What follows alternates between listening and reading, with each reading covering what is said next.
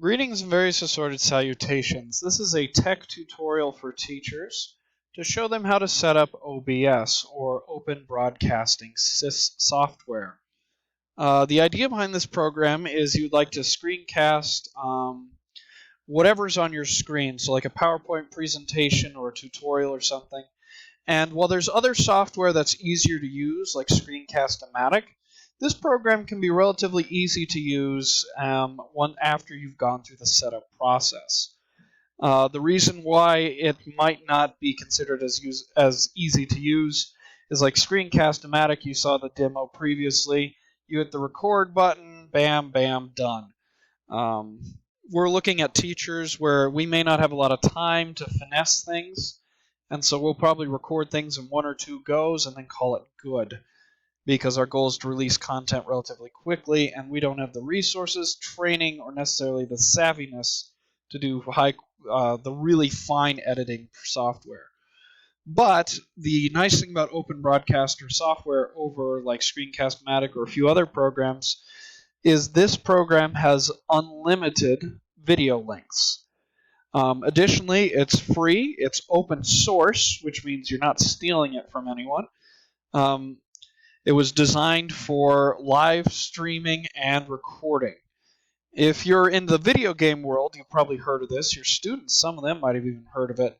This is one of the tools preferred by people who use the Twitch TV, Facebook, etc. It's very popular in video games.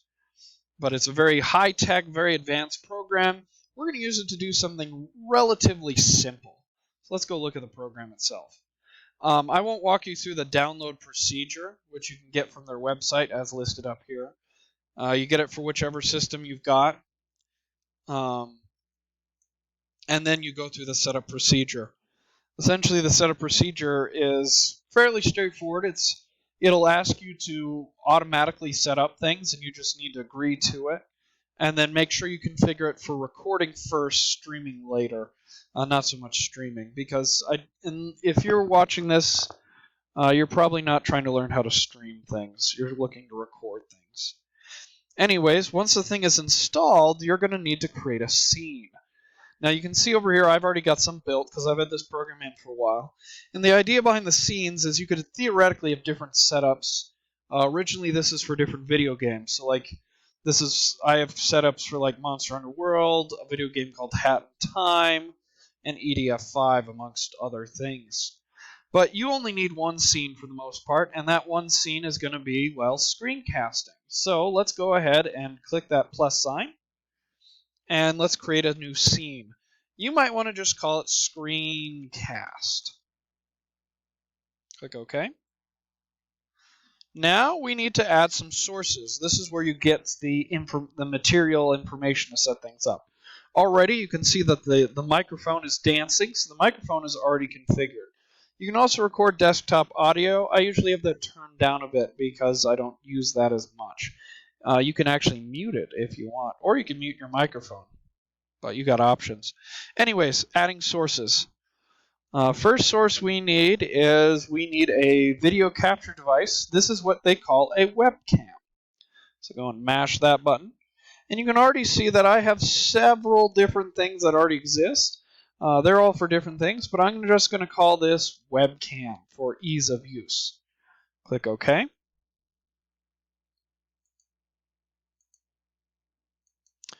And you may have to choose your webcam if you have more than one device hooked in. But there we go. The webcam's on there and I can be seen again. This is partially why I haven't had the video with my picture in it, because I'm using multiple recording equipment. Not recommended for most people. Now, you probably shouldn't need to mess with any of these settings. If it looks okay here, it's okay. If you're using a school-issued computer, it may not have the best webcam because while it's a nice feature to have, they'll often cut corners on it if they can. So we're going to go ahead and click OK. Now, right off the bat, you can adjust the size of the webcam. You can move the webcam just by clicking on the middle part. You can adjust it by grabbing any of these contact points. I recommend you look at your PowerPoints. Where do you have blank space? That's kind of where you're going to want to look. The blank where there's almost always a blank space in your PowerPoint, that's where you're going to want to put it. If you have to change the location every recording though, that's perfectly fine. If you don't want a webcam or you don't have a webcam, you can skip this step if you want. Anyways, now let's get to the part that really matters, getting in the display. Now you can see there's all kinds of things you can input into here, but we only need a display capture. This is the easiest thing so that it's relatively straightforward. We're going to call this, we'll just leave it display. And hit OK. And right away you can see the infinite mirror kind of set up. You might notice that I've got two monitors hooked up. I have it into monitor 1. But everything looks to be in order, so let's click OK.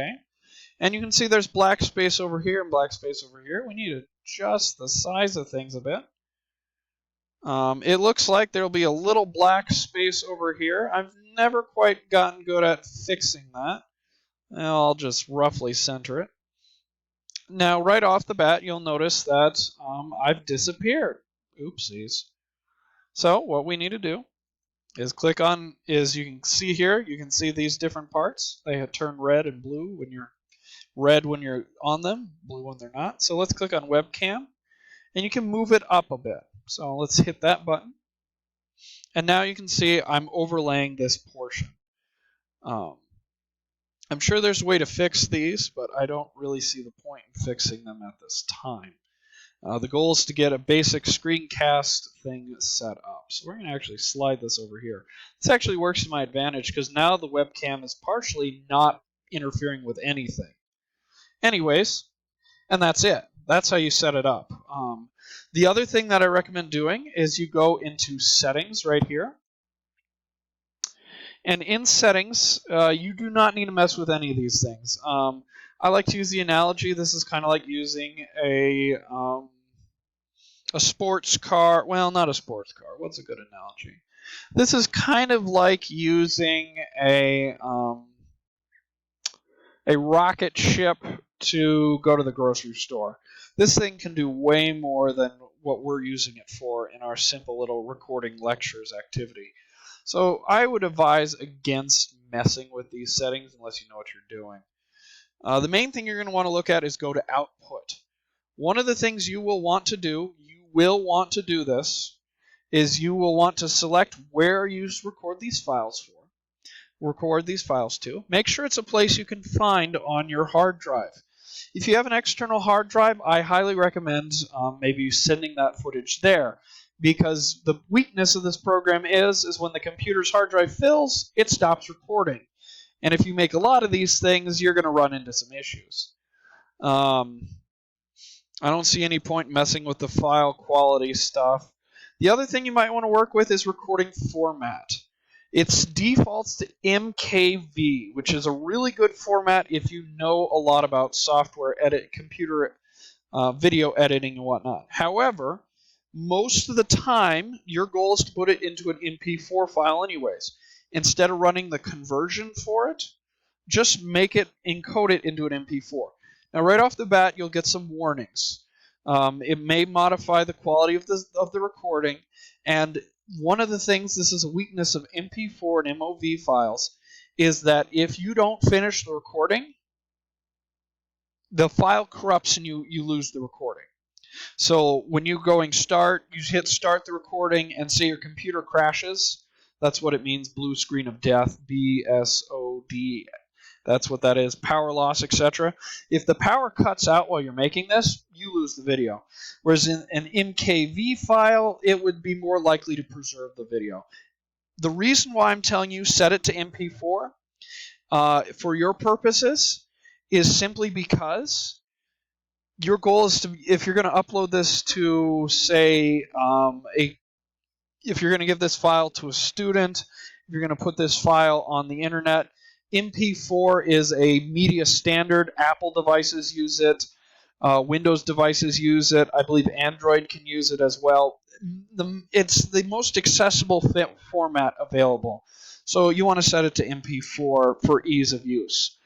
Most of us, especially in my case even, if your computer were to crash in the middle of recording, you're going to be focusing on trying to fix the computer first, and you might recover the file, you might not. So unless you know what you're doing, put it at MP4. So to just go over those settings again, make sure you save where you're saving your file to, and then save it and have it record as an MP4 right off the bat. It saves you time in getting it out to your students, because once again, there's better file formats, but your goal is accessibility, and you're not the expert here. You're the expert in your content. This technology is just a mode of getting your material out there. So go ahead and click OK, and you're now ready to record. And so what you do when you want to record is you hit the button, Start Recording. And so right now I'm recording in OBS. I can say my piece, I can gesture on here, I can open up different programs and show people things, etc., etc., etc.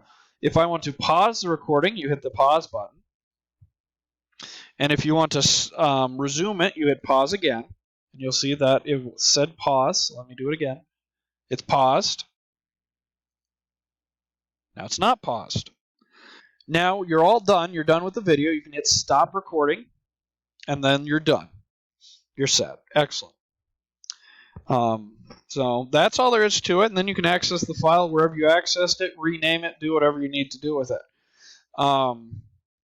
Just to give you some other advice, if you have multiple monitors, you might want to have this whole control panel thing on the monitor you're not recording on, so that you can easily hit stop or pause and see whether or not the microphone's working, and etc., etc.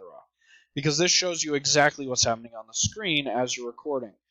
But that's my advice there. If you have any more questions, you can always post them in the comments below, or if you're one of the people I actually work with, you can ask me questions in person. But with all that being said, thanks for watching, and I hope this helps. Until later.